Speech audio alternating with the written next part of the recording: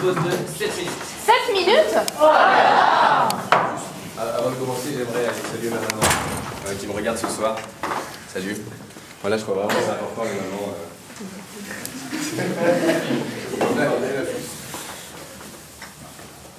Quand on a besoin de nos parents.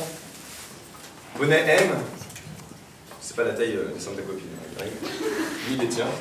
Bonnet M,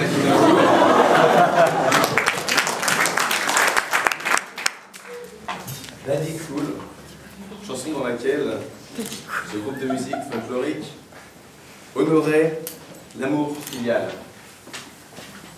Amour que la pédérastie Hélène avait déjà souligné. Mais assez de romantisme, parlons des Grecs. Les Grecs savaient faire la fête. On ne parle pas ici d'olives, de feta ou de déficit, mais bien d'orgies gigantesques, le pavot, l'alcool et les femmes coulaient à flot. Surtout les femmes. La fête était bel et bien folle, avec la présence de moult de substances psychotropes. Il leur paraîtrait aujourd'hui anormal de se priver d'une drogue, sous prétexte que ce serait mieux sans elle. Pour eux, la vie n'était qu'expérimentation. Vous connaissez la théorie de la falaise d'Aristote. Il conseille de ne pas trop se pencher vers l'un ou l'autre bord pour ne pas tomber. Le maître mot est modération. Il ne faut pas aller trop à gauche. Comme dit Marine, c'est ultralibéral, laxiste et libertaire. On ne peut pas garder sa confiance. Pas plus qu'aux Chinois du Japon ou aux mecs de Ginette. Il ne faut pas aller trop à droite, comme disait Jean-Luc. Ça se dévisse. Alors il faut rester au centre. Le maître mot est modération.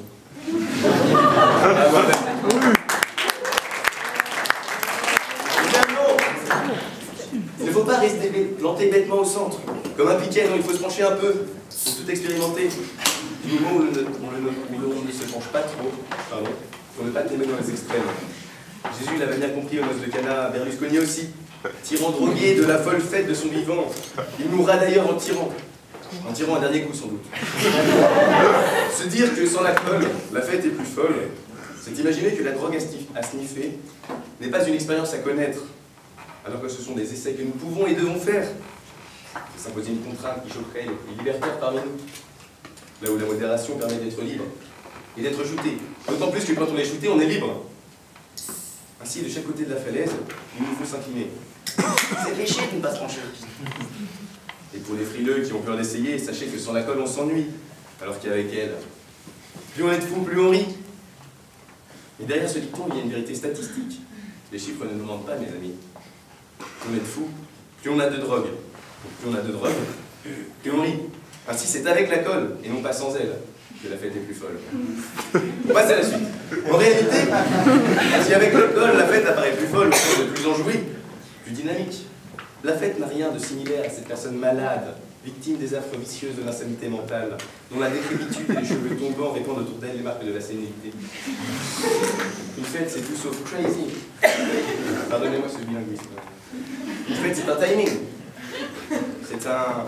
The guest star. Une forme de cérémonie, un carré VIP. En effet, la fête n'est pas folle en soi. Elle sait où elle va, elle suit des règles précises. Organiser une fête, c'est tout un art. Demandez au BDE.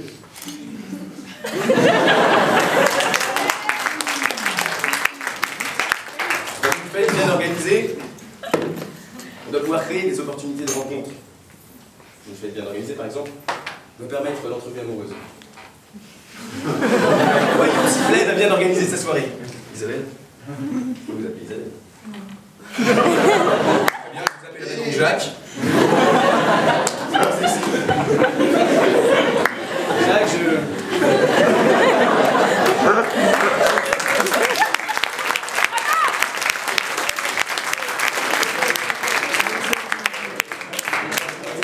j'ai besoin d'avoir un peu d'intimité avec vous, alors je vais vous demander de fermer les yeux. Imaginez. Bon, écoutez, si vous ne voulez pas, je vais utiliser de ce redoutable stratagème dont bénéficie l'intégralité des études des professeurs à l'essai.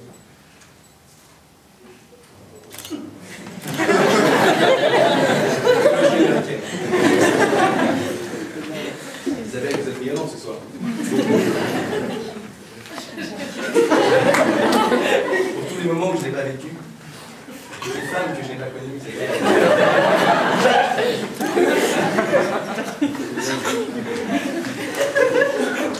Et voilà, dès que la fête est organisée, ça marche. Hop, sujet, verbe, compliment, et on se marie à Vegas demain.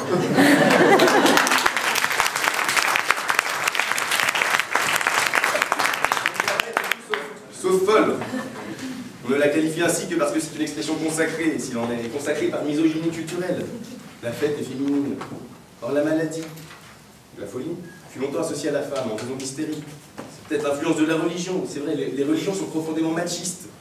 La pécheresse, c'est Marie-Madeleine, alors que les apôtres sont tous des hommes. Jésus, même s'il a les cheveux longs, est un homme. Le prophète s'appelle Mohamed, bah Aïcha. C'est pas drôle du tout. Jamais vous me verrez, le prophète s'habille en Prada. Le machisme religieux associe la folie à la femme, et pourtant les hommes aussi peuvent être fous. On les connaît, ce personnage décentré, présent dans tous les Disney. C'est un peu de Zazou. Le génie d'Aladin, de Rasputin, dans Anastasia, c'est même Gollum, c'est...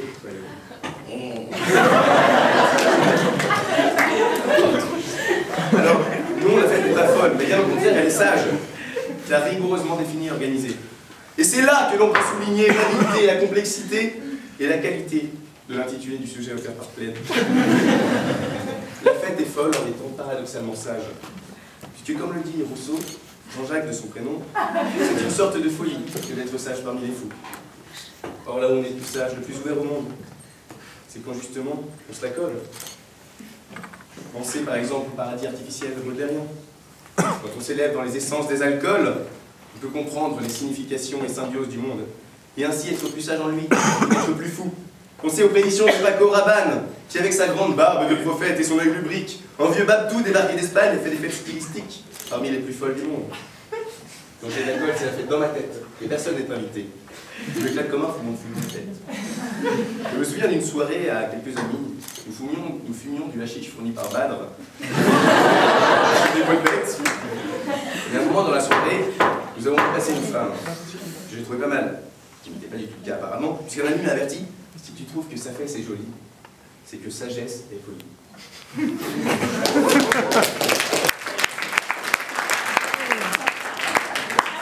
Donc pour que la fête soit plus colle, en fait, il faut qu'on se la colle. Voilà, j'aurais bien résumé ce que j'ai dit au tableau avec une SWOT ou quelque chose dans le genre, mais plutôt une technique en marketing. De toute façon, je pense que vous avez compris, la fête n'est pas folle sans la colle. Sans la colle, il faut des clous. Tu les as maintenant, Gary, tu as un droit de réponse, alors crucifie-moi, je te tends ma joue droite.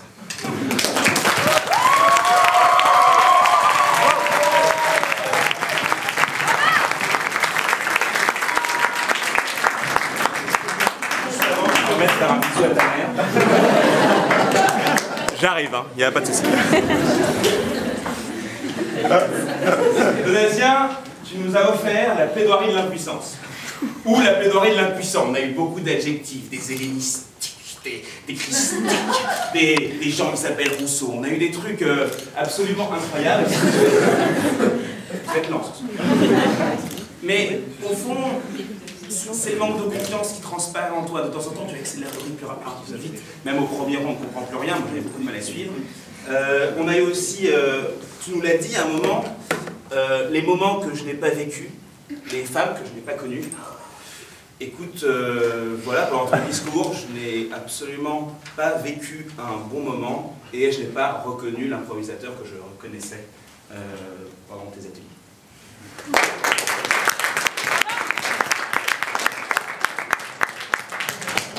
Merci, professeur. Bon, j'ai une minute pour te répondre. Gary outragé. Gary brisé. Gary martyrisé. Gary libéré.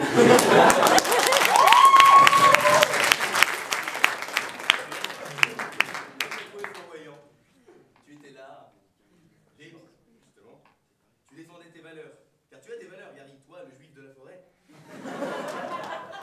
qui prend aux pauvres pour donner aux riches. Ce qui t'a d'ailleurs valu l'amical surnom de rabbin des bois.